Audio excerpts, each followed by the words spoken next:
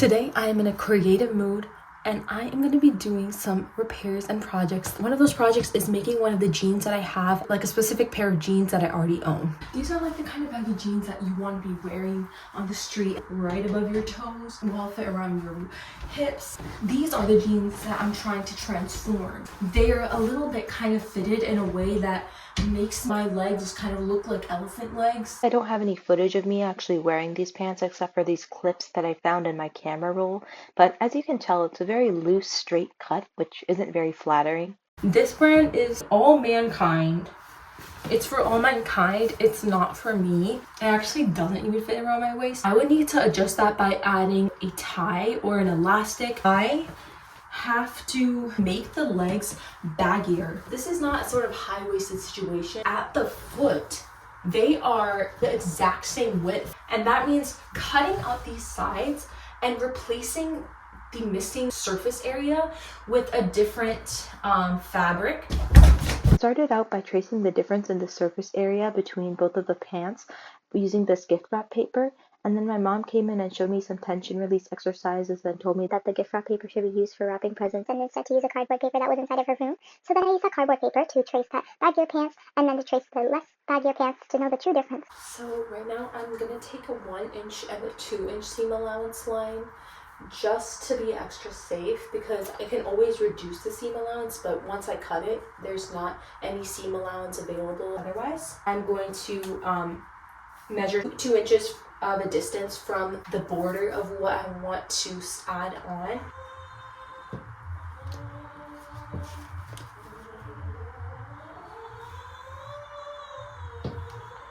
My mom is doing her music practice, so you can hear her beautiful voice. I have a total of 3 denim shades or denim washes. I think that if I use them all together, it's gonna look like such a good patchwork. I do want to introduce my crafting box. It has all of the things that I need. Some of the tools I'm gonna be using include a seam ripper, just in case I need to get rid of any seams. It's extremely tedious, but it's also good for if you make mistakes. Next, I have a rotary cutter. One other tool that is super useful is chalk, because chalk washes off, unlike the marker that I've been using to make the pattern. I see a morsel of chalk. This might actually help. I then proceeded to take the different washes of scraps of fabrics and trying to align the sides and fold them such that they align to the curve of the pattern.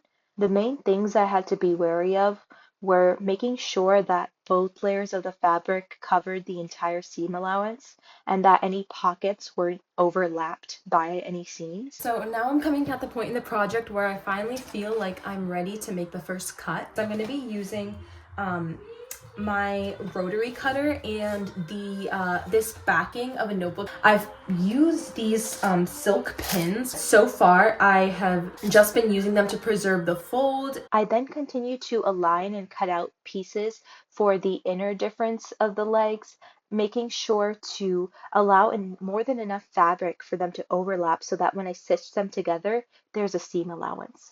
The next thing I did was trace the seams of the last outer panel before my cat came in and demanded me to go to bed.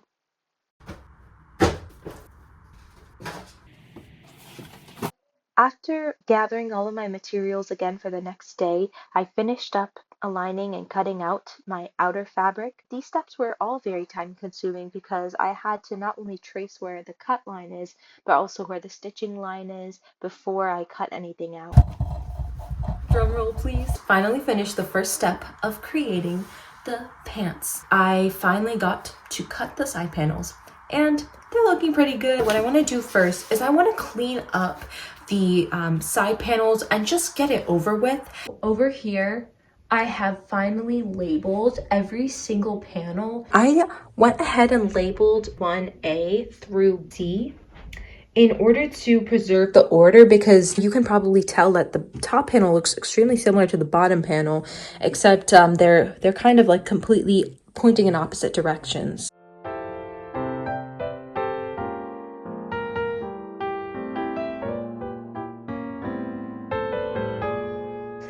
Right now you are looking at what this side panel of like the left or the right leg is going to look like. And now it's finally time for me to sew all of these three things together. One thing I haven't been able to do is to pin together each of these three panels. Although I haven't pinned everything together, I have been able to create markings. So one of those markings is over here. I also have labels for where this side ends over here, where this side ends. All I have to do is align each panel. After doing that, I'm gonna pinch up the parts that are right side together and I'm gonna pin them. I use the method to finally figure out how to sew the panels together without compromising the length and the direction or the fold of the clothes. And I was able to sew the top panel onto the middle one. And yeah, so 1A is basically sewn to 1B and it looks good. The length looks correct according to the pattern that I have on the ground. It's done. It's done. It works. I love it.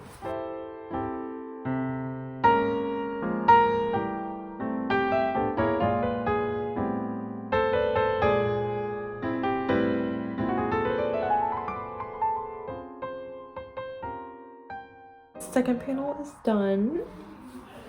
It's looking pretty cool. It's kind of giving a cargo pant effect and everything is like kind of stitching together in a clean way.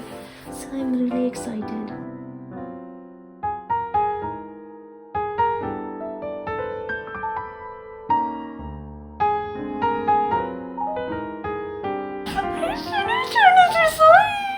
I finished this outer side. I finished this second outer side. I finished the two inner sides. And look how freaking dope this is, dude. Look, there's a whole freaking pocket here. I didn't even show you this. There's a pocket on like 3 out of 4 of these sides. It's freaking brilliant and amazing.